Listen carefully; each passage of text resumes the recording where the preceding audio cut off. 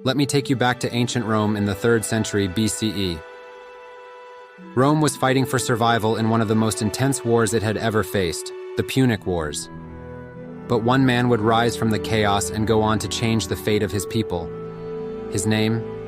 Scipio Africanus, a young Roman with a destiny to defeat Rome's greatest enemy, Hannibal of Carthage. In the early years of the 3rd century BCE, Rome was locked in a brutal struggle with Carthage, known as the Punic Wars. Among the many commanders and generals that rose to prominence during this time, one would come to be known not just for his battlefield genius, but for his lasting impact on Roman military strategy and the empire's eventual dominance over the Mediterranean world, Scipio Africanus. Publius Cornelius Scipio was born into a noble Roman family around 236 BCE, the son of a powerful general, Publius Scipio, who fought in the early stages of the Second Punic War. From a young age, Scipio showed an exceptional understanding of military matters. He wasn't just interested in the power of the sword, but also the art of diplomacy and strategy. His father's stories of campaigns, ambushes, and politics intrigued him, fueling his desire to serve Rome. When the famous Carthaginian general Hannibal crossed the Alps with his war elephants, striking fear into the heart of Italy, the young Scipio felt the tremors of war.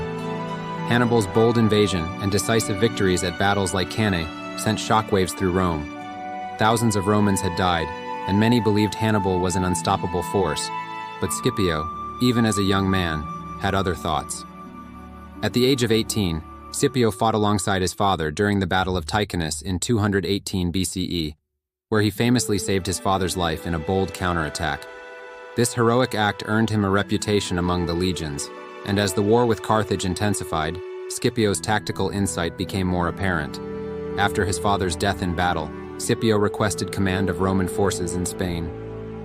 At just 25 years old, he was given a task many deemed impossible: to confront the Carthaginian forces there, who were led by experienced generals like Hasdrubal Barca, Hannibal's brother. It was a dangerous assignment, but Scipio saw an opportunity. Scipio's strategy in Spain was nothing short of brilliant. In 209 BCE, he launched a surprise attack on the Carthaginian stronghold of New Carthage, modern-day Cartagena.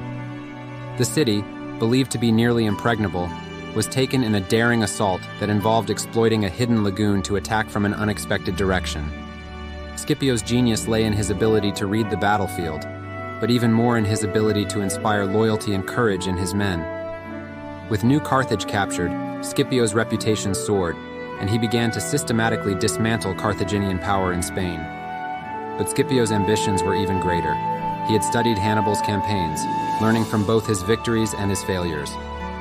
Rather than defend Italy from Hannibal's constant raids, Scipio proposed a radical idea: to take the fight to Africa itself. By threatening Carthage's homeland, he could force Hannibal to abandon Italy and return to defend his city. In 204 BCE, the Roman Senate, though hesitant at first, gave Scipio command of an invasion force. With support from local Numidian allies, Scipio landed in North Africa. His campaign was a masterclass in diplomacy and warfare. He managed to turn the Numidian king Massinissa to the Roman side, securing vital cavalry forces. Meanwhile, he fought and won several skirmishes against Carthaginian forces, weakening their resolve. As Scipio gained ground, the Carthaginians had no choice but to recall Hannibal from Italy. The final confrontation between the two legendary generals took place at the Battle of Zama in 202 BCE.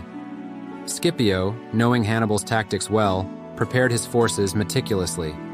He arranged his troops in such a way as to neutralize Hannibal's war elephants, opening lanes between his legions so the beasts would charge harmlessly through the gaps. The battle was hard fought, but Scipio's forces, bolstered by Numidian cavalry, eventually outflanked Hannibal's troops. In a decisive moment, the Roman legions broke through, and Hannibal was forced to flee. The Battle of Zama marked the end of the Second Punic War. Carthage was defeated, and Scipio returned to Rome in triumph, earning the title Africanus in honor of his victory in Africa. Scipio Africanus' triumph at Zama changed the course of history. His victory ensured Rome's dominance over the Western Mediterranean, paving the way for the eventual rise of the Roman Empire. But Scipio's legacy wasn't just that of a military genius. He was also a visionary leader, one who understood the importance of alliances, strategy, and calculated risks. In the years following his triumph, Scipio served as a statesman, though he would eventually face political opposition from rivals in Rome. He withdrew from public life, spending his final years in relative seclusion, yet his influence endured. Roman generals like Julius Caesar and Augustus would study Scipio's campaigns, admiring his combination of boldness and caution. Scipio Africanus had reshaped the Roman military, showing that intellect, patience, and innovation could win wars just as surely as swords and spears. And though his life ended quietly, the echo of his victories resounded for centuries to come. The man who had once stood as a young soldier on the battlefield of Ticinus had risen to become one of Rome's greatest heroes, a commander who had brought an end to Rome's greatest enemy and ensured the empire's future. Scipio Africanus's military brilliance left an enduring mark on history. Future Roman leaders like Julius Caesar studied his tactics, and his name became synonymous with victory. Though he faced political enemies later in life, Scipio's legacy as the man who defeated Hannibal and saved Rome would live on for centuries.